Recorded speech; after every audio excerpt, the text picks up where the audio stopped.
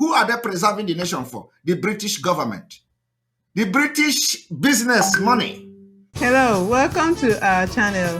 In this channel, we share news about current happenings around the globe. If this is the first time you're coming across our video, please like and share. Also, subscribe to this channel, click on the notification bell so that anytime we post a video, you are going to be notified. Today starts the beginning of the program of Asaba massacre. Biafrans were massacred in Asaba. Nigeria government and the Fulani, they didn't start killing us today. So today we are opening the Asaba massacre. That is why I dress like this. Some of you are wondering, why did I dress like this? I dress like this because today marked the beginning in remembrance of Asaba massacre. And now we are going to that program. Watch it. The progress of the federal troops towards Asaba could be measured by the approaching sound of heavy guns and the rattling machine gunfire. Eyewitness account described 24 hours of ferocious shelling, during which Asaba suffered its first casualties. Then the massacre followed.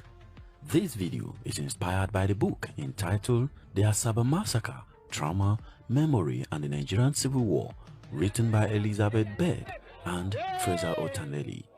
Welcome to Hispro Media. Approaching Asaba from along the Okpanam-Asaba Road, federal troops reached the outskirts of town on October 4th, where they overcame some Biafran resistance before occupying the grounds of St. Patrick's College later that day. This was the 2nd Division of the Nigerian Army led by Colonel Mortala Mohammed and Major Ibrahim Taiwo. At this point, many of the residents had fled into the nearby bush. Hundreds of people, including some who had first fled to the bush, men, women and children, gathered at the square wearing white attires signifying surrender and singing One Nigeria, and also some bearing gifts for the soldiers. Since there was a This is something they did in 1967, 1970, 1968, 1969 to 1970. They killed the people shouting One Nigeria in Asaba. They murdered them in their thousands. In 2020, after many years, Fulani Nigeria government still killed Nigerians who carry Nigeria flag and shouting One Nigeria at the Lekki toll gate. What have changed? Nothing. Absolutely nothing. A lot of anxiety, some refused to take part. Both traditional criers using guns and trucks equipped with loudspeakers were reportedly calling on everyone to join. The chief information officer from Benin City, an Asaba man named Frederick Conway, was aboard one of these vans. Since he was well known, the sight of him allayed the fears of many residents who then came out in their numbers. Others were ordered to take part after being pulled from their homes by soldiers. Celestina Izishe was a college student who returned home to Asaba at the instance of northern pogrom and the threat of war. Her father resided on one of Asaba's most beautiful estates at the time. She returned as a result of northern pogrom. They were killing Biafrans in the north, even before the war started. So how long have they killed Biafrans for us to end this thing once and for all? That is why this generation of which Simon Ekpa is proud of, to be part of, will end in Nigeria criminality, corruption, and the evil entity by 2023. We are going to be the generation that will bring freedom to our people. And we are doing it. And we are going to do it next year. Which was made of a large brick house and a number of outbuildings. The family, which consisted of our parents, younger brother Osi, sisters, and an older brother Emmanuel, together with his wife and little child, had felt generally secured back in their home. Her father was a powerful man, and the family had recently celebrated her brother Patrick's ordination as a Catholic priest. They were now hiding as shots started to hit their house. Osi and his friend Callistus, both students of St. Patrick's College, hide under beds. However, when the soldiers arrived at their compound, all hell broke loose. Osi and his friend ran out of hiding and were accused of being Biafran soldiers. They were shot one after the other as they approached a gathering of women who were on a forced dance outside the gate of the compound. About 4,000 residents took part and were led by elders from the community. Groups emerging from homes in the 5 Asaba quarters joined those who had congregated by a big tree on the Indebisi Road across from the High Court. About 4,000 Biafrans participated. What does this mean? What it means is that on that fateful day, over 4,000 Biafrans were massacred in Asaba. That is what we are remembering from today. We are going to run this program on Asaba massacre today, tomorrow, and then on the 7th of this month, we are going to have a ghost town in entire Biafra land. And if you come out, that you have yourself to blame, because the Nigeria state are always there to kill anybody who tried to do what we ask them not to do.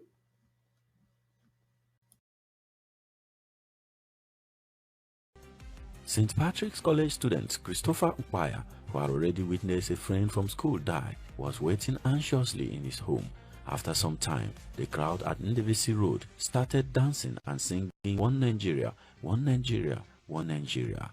Along the major Ndevisi Road, the crowd passed the Catholic Church of St. Joseph. Any hope that this act of kindness would calm the troops was immediately dashed. As Upaya narrated, federal forces flanked the marchers to prevent them from escaping, and other witnesses claimed they would also select men at random and have them killed in front of the crowd, as they did with Osi Isiche and his friend Kali. Did you hear that? As far back as when this Asaba massacre took place, they were selecting men in their random and kill them. The same thing is going on today. That is why we said Biafra war did not end. Today, they are abducting our people from military checkpoint. They are abducting our young men from police checkpoint, and they are killing them. Does that suggest that the war have ended? No. What led to the NSAS protest? The people that paid the biggest price for NSAS were also Biafrans. They abduct anybody that is riding a nice car. They abduct any Biafran that have laptop. They kill them from checkpoint. Is that happening in the north? The answer is no. Do they even have military checkpoint in the north? The answer is no. Do they abduct Hausa, Fulani people in the north, young men? The answer is no. But in the Biafra land, they are abducting. And we have banned military checkpoint and police checkpoint in the entire Biafra territory. We are in liberation phase. And the Biafra people have picked up arms to fight for their freedom and for self-defense. That is where we are now. Once the crowd reached the corner of Ogbogonogo and Ogbeke markets, troops separated out women and small children, many of whom were carried into the maternity hospital on Ndebisi Road, while the men and boys of around 12 years and above were channeled between 2 rows of soldiers down the side road that led to the square at Obeosoa, a village in the Asaba quarter of Ugbomanta. Eyewitness narrate how Paul Obebo, a federal soldier, tried to intervene. He said, "I was coming on my jeep and I saw a boy being taken away to be shot, and the mother held him by the waist, and then I came out and asked for this nonsense to be stopped, and when they refused, I cocked my gun, said, 'Don't do it or I will kill you.' I managed to save some lives there." However, things were now out of control. Obebo reported that he left the scene to join his own troops who were camped on the outskirts of town. At this point, witnesses describe how mothers were attempting to protect their young sons by wearing them skates and gloves so that they could look like girls. Their effort yielded little or no result, as the men and boys were led away to the open field nearby. Here, one account reported that the federal troops divided the men into groups of 10 and shot them. Apparently, tired of killing their victims this way, they readied a truck-mounted machine gun and started shooting at the crowd of men. One survivor narrates as follows: "When we got there, they said we should now stop. As we stopped there, they now surrounded us, sat us down, they start whipping us. The next thing we saw, the officer spoke in Hausa. I was born in the north, so I heard what he said. He said they should take us 10 by 10 and start firing us. I said, we are finished. Some people say they are just trying to threaten us. That officer now picked out somebody from the meet, shot him, picked out another, shot him. Then people were praying, Father, forgive them. They don't know what they did. Another witness narrates as follows. 20 of our men were selected and lined up in front of us and told as follows. Today, I be your God. Me first, God second. God gave you life. Me, I go take him. 2 minutes time, you go die. 2 minutes afterwards, these 20 men were shot. Another 20 were picked up and the same ritual followed. 15-year-old Ife Uriah, who had joined the parade with his father and 3 elder brothers, Paul, Emmanuel, and Medua, described what happened. Some people broke loose and tried to run away. My brother was holding me by the hand. He released me and pushed me further into the crowd. They shot my brother in the back. He fell down and I saw blood coming out of his body.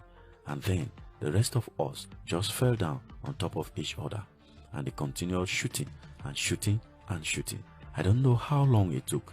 After some time, there was silence. I stood up. My body was covered in blood, but I knew that I was safe. My father was lying not far away. His eyes were open, but he was dead. Exactly how many died in this single incident is unclear. Around 700 to 800 seems likely, in addition to many who had died in the previous days. The shooting continued for hours until darkness was dispersed.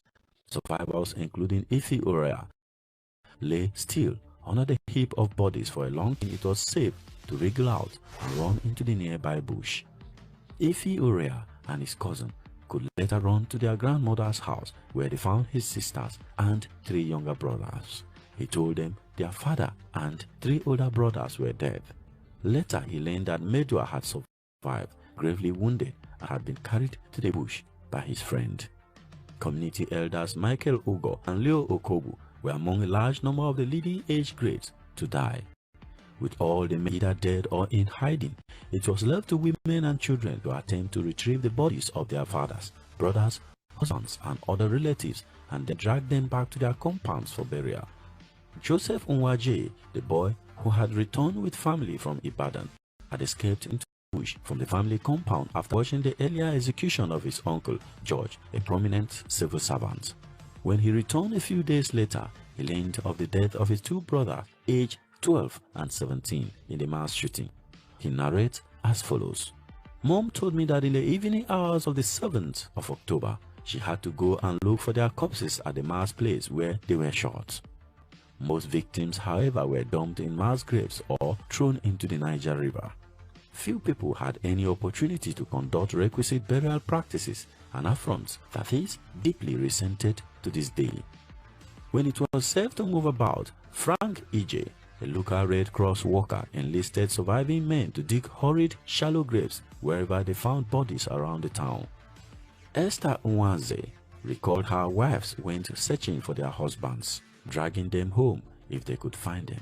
Some dragged 2 days before they reached their homes. As more people began to trickle back into town, it became urgent to dig mass graves for the many unclaimed bodies. Who oversaw the massacre at Asaba? At the Justice Oputa panel that heard testimonies about brutalities against different groups and marginalization of different sections of the country, General IBM Haruna, retired, claimed that he ordered the massacre and had no apology. I, as a combatant commander of the troops, as a witness in this box, testifying for and on behalf of the soldiers who fought the Civil War, they fought it in the principle of preserving the Nigerian Federation. I have no apologies for maintaining the Federation of Nigeria. Did you hear that? He fought it in the principle of maintaining the Nigeria Federation. The Federation is all about federation, all about Nigeria. It is not about human beings. It is not about the life of the citizen. It is not about the life of people. It is about preserving the nation. Who are they preserving the nation for? The British government. The British business money. Are they preserving the nation that you are going to have a good life? Are they preserving the nation that today, in 2022, you are going to be traveling visa-free to the world? Did they preserve Nigeria that by today, you will have electricity? Did they preserve Nigeria by today, you are going to have good road? Did they preserve Nigeria to kill our people that today you have hospital? Did they preserve Nigeria that your life will be better in Nigeria? No, the answer to all these things is no. Everything, every evil political leader, every evil military leader, every evil person in Nigeria supporting Nigeria today is doing it for their own personal interest and interest of the British, not your interest. And that is why we are needing a nation that will fight for the interests of the citizen, will fight for our own interests and not the interests of anybody. That is why we are ending it next year. And you better be part of this. Otherwise, you will shout, had I known. Because after the restoration of Biafra, we are going to revisit the people that supported the Biafra movement and those of you who decided to sabotage the movement. We are going to have a plan what to do. You know, that is going to be under the Biafra law, of course. Nobody is going to take law into his own hand against any Biafra citizen. So we are going to enact a law that will deal with some of you that decided not to support Biafra at the end. I'm telling you the fact. We are going to make sure that we have a law how to treat your fuck up at the end. That was my task. If my commander-in-chief, who was in command, gave me command, which I carried out with troops, if he now fails to apologize, and he has apologized, it is in his own wisdom to do so. However, some historians contended that Haruna was not in Asaba in 1967. They argued that he took over from Murtala Muhammad as the commanding officer of the 2nd Division in 1968. But why was Asaba the target of the federal troops, and particularly Colonel Murtala Muhammad or even IBM Haruna?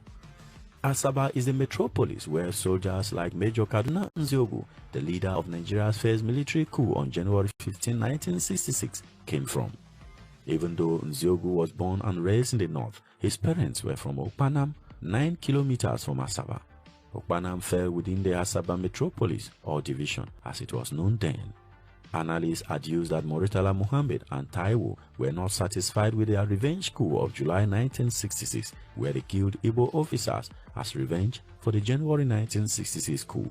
Remember that Nziogu had led the coup in which the premier of the northern region, Ahmadu Bello, beloved by many in the north, was killed along with other northern leaders. Murtala and Taiwo were hell-bent on continuing their revenge killings beyond their fellow soldiers. This could have been the reason behind the massacre at Asaba. Nigeria in seconds. Did you know that until 1958, Nigeria used the British West African pound, after which it issued its currency, Nigerian pound, in the year 1958, and then Naira was introduced on the 1st of January 1973. 1 pound was equivalent to 2 Naira. Did you know that the flag of Nigeria between 1914 and 1959 was a British blue ensign with a green Star of David surrounding a Tudor crown? It was later changed to a St. Edward's crown in 1953 with the white word Nigeria under it on a red disc. The colonial flag of Nigeria was adopted in 1914 following the amalgamation of southern Nigeria and northern Nigeria. The crest on the flag was also used on the flag of the Governor General of Nigeria. The flag was not universally accepted. Some native Nigerians, including Fela Kuti, refused to salute the flag, despite it being mandated in schools. In 1956, some Muslim Nigerians burnt the Nigerian blue ensign at Mecca, Saudi Arabia, because of the Jewish Star of David on it. In 1959, before the Nigerian independence, a competition to design a new flag was held, with Taiwo Akinkomi designing the new flag of Nigeria, which replaced the blue ensign in 1960. Nigeria in seconds. Thank you so much for watching. If you like what you see in this channel, please subscribe and click on the notification bell so that anytime we upload a new video, you will get notified.